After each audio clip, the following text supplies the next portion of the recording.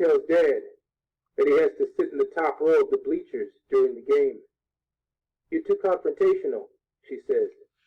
Filthy, don't forget to follow through on your jump shot, Dad tells me.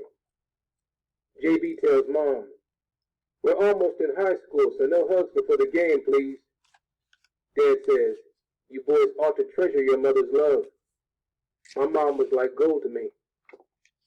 Yeah, but your mom didn't come to all of your games, JB says. And she wasn't the assistant school principal either, I add. Conversation. Dad, do you miss playing basketball? I ask. Like Jazz misses Dizzy, he says. Huh? Like hip-hop misses Tupac, Filthy, he says. Oh, but you're still young. You could probably still play, right? My playing days are over, son. My job now is to take care of this family.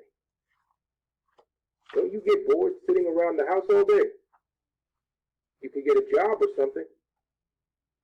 Filthy, what's all this talk about a job? You don't think your old man knows how to handle his business? Boy, I saved my basketball money. This family is fine. Yeah, I miss basketball a lot. And I do have some feelers out there about coaching. But honestly, right now I'm fine coaching this house and keeping up with you and your brother. Now go get JB so we won't be late to the game and coach benches you. Why don't you ever wear your championship ring? Is this Jeopardy or something? What's with the questions? Yeah, I wear it when I want to floss. Dad smiles. Can I wear it to school once? Can you bounce a ball on the roof off a tree in the hoop? No. Then I guess you're not the man. Only the man wears the ring. Oh, come on, Dad. Tell you what, you bring home the trophy this year, and we'll see. Thanks, Dad. You know, if you get bored, you could always write a book, like Vondi's mom did. She wrote one about spaceships. A book? What would you have me write about? Maybe a book of those rules you give me and JB before each of our games. I'm the Man by Chuck Bell. Dad laughs. That's lame, Dad, I say. Who you calling lame? Dad says, headlocking me. Dad, tell me again why they call you the Man. Filthy, back in the day, I was the boss.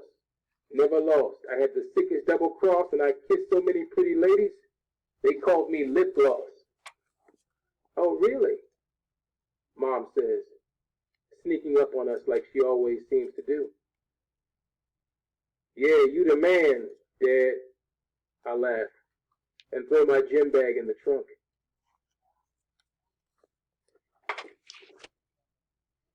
Basketball rule number 1. In this game of life, your family is the court and the ball is your heart. No matter how good you are, no matter how down you get, always leave your heart on the court.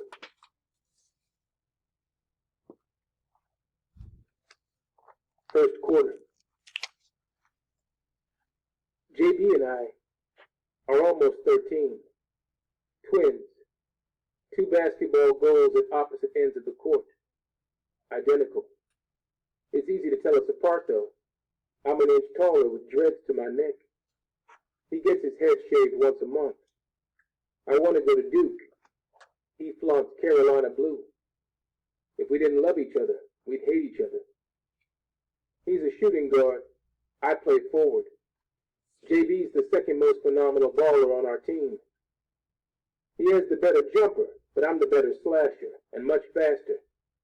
We both pass well, especially to each other. To get ready for the season, I went to 3 summer camps.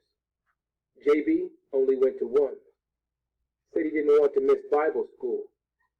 What does he think? I'm stupid. Ever since Kim Bazemore kissed him in Sunday school, he's been acting all religious, thinking less and less about basketball, and more about girls. At the end of warm-ups, my brother tries to dunk. Not even close, JB. What's the matter? The hoop too high for you? I snicker. But it's not funny to him, especially when I take off from center court, my hair like wings, each lock lifting me higher and higher, like a 747, zoom, zoom.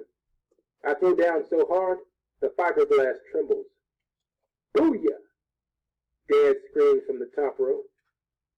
I'm the only kid on the team who can do that. The gym is a loud, crowded circus. My stomach is a roller coaster. My head, a carousel. The air, heavy with the smell of sweat, popcorn, and the sweet perfume of mothers washing sons. Our mom, a.k.a. Dr. Bell, a.k.a. the assistant principal, is talking to some of the teachers on the other side of the gym. I'm feeling better already. Coach calls us in, does his Phil Jackson impersonation. Love ignites the spirit, brings teams together, he says. JB and I glance at each other, ready to bust out laughing. But Vondi, our best friend, beats us to it. The whistle goes off. Players gather at center circle, dap each other, pound each other. Referee tosses the jump ball. Game on. The sportscaster, JB likes to taunt and trash talk during games like Dad used to do when he played. When I walk onto the court, I prefer silence, so I can watch, react, surprise. I talk too, but mostly to myself, like sometimes when I do my own play-by-play in my head. Josh's play-by-play. It's game 3 for the 2-0 Wildcats. Number 17, Vondi Little grabs it. Nothing little about that kid. The Wildcats have it. First play of the game. The hopes are high tonight at Reggie Lewis Junior High. We destroyed Hoover Middle last week 32-4, and we won't stop. Can't stop till we claim the championship trophy. Vondi overhead passes me. I fling a quick chest pass to my twin brother JB, number 23, a.k.a. the Jumper. I've seen him launch it from 30 feet before. All net. That boy is special, and it doesn't hurt that Chuck Demand Bell is his father. And mine too. JB bounces the ball back to me. JB's a shooter, but I'm sneaky and silky as a snake. And you thought my hair was long. I'm 6 feet. All legs. Oh, wow, did you see that nasty crossover? Now you see why they call me filthy. Folks, I hope you got your tickets, because I'm about to put on a show. Crossover. Noun. A simple basketball move in which a player dribbles the ball quickly from one hand to the other. As in, when done right, a crossover can break an opponent's ankles. As in, Darren Williams' crossover is nice, but Allen Iverson's crossover was so deadly, he could have set up his own podiatry practice. As in, Dad taught me how to give a soft cross first to see if your opponent falls for it, then hit him with the hard crossover.